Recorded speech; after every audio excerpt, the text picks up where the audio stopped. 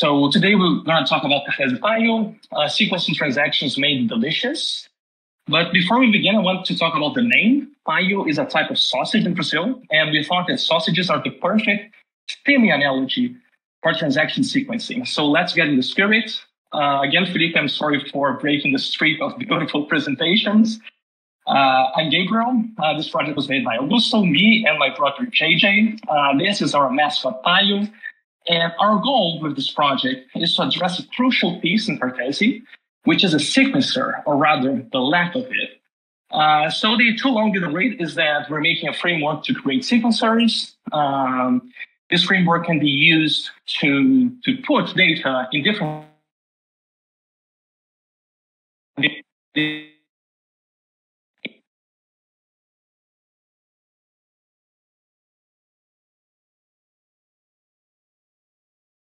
rollups we're currently using. Yes? Coaching, sorry.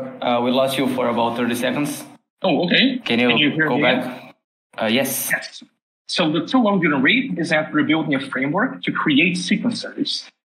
So these sequencers that we're providing the framework for, they can use data availability like call data, EIP 4844, external DAs like Celestia, EigenDA, Presto, and different models as well, like centralized, which is what most rollups are currently using, or base sequencing, or espresso sequencing.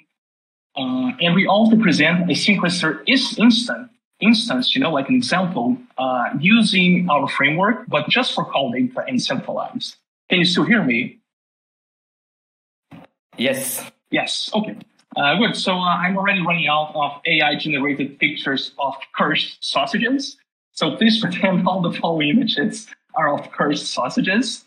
Now, we need to talk first why we need sequencing. And there are three core reasons, that are not necessarily all fulfilled at once by the same sequencer. But it's basically, you want to have like subset transactions. You want to have instant transactions. You want to have human readable transactions. And this human readable one is about UX mainly. We can also make things like gasless transactions, pay for your transactions in different kinds of tokens and so on. And so far in Cartesi, we are either not using any sequencer at all, or we are leveraging existing sequencers by being at L3. However, that's inefficient. We'll never get substantive transactions, human readable transactions, mostly none of those. And projects like Espresso alone can't really solve this because taking Espresso as an example, they also need some software from our side. So we thought it was time we address this elephant in the room. And the way we achieve those three those three items is mainly for batching and compression. We can use cheaper DAs, pre-confirmations, better messaging schemas. So just by adding the sequencer role, in a smart way, we can really reduce costs and latency and improve UX. So just going into more detail, I think there are two main axes where you can analyze sequencers. One of them is where they put the data availability. So call data is perhaps the simplest one, but it's also the most expensive. There are now blobs, and we can also use external DAs like EigenDA, Espresso DA, Celestia, Paio, and so on.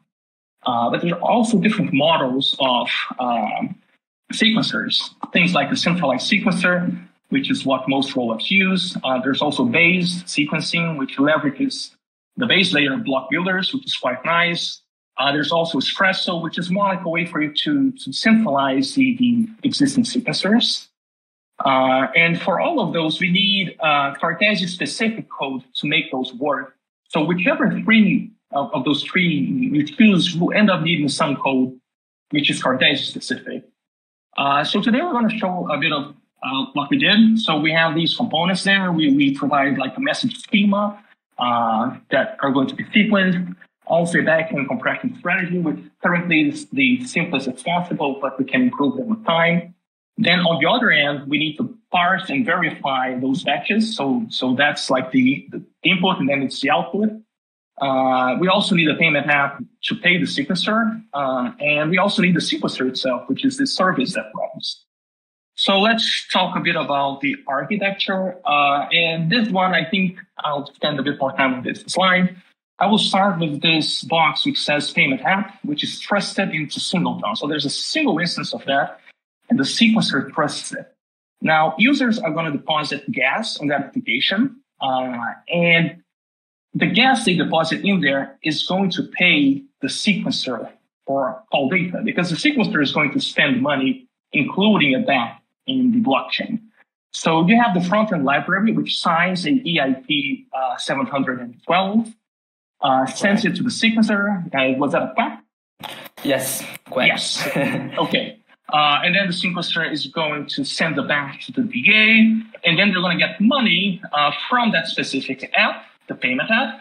But the batch is also going to be distributed amongst a list of different applications. And those applications are the app-specific ones. And since you've already quacked, I think all I wanted to show you was a few screenshots, just so that you know that this isn't vaporware. Well, it might be vapor, but it's certainly not ware. But actually, anyway, you got it. And yeah, that's a few screenshots. Yeah, that's it. Thank you so much.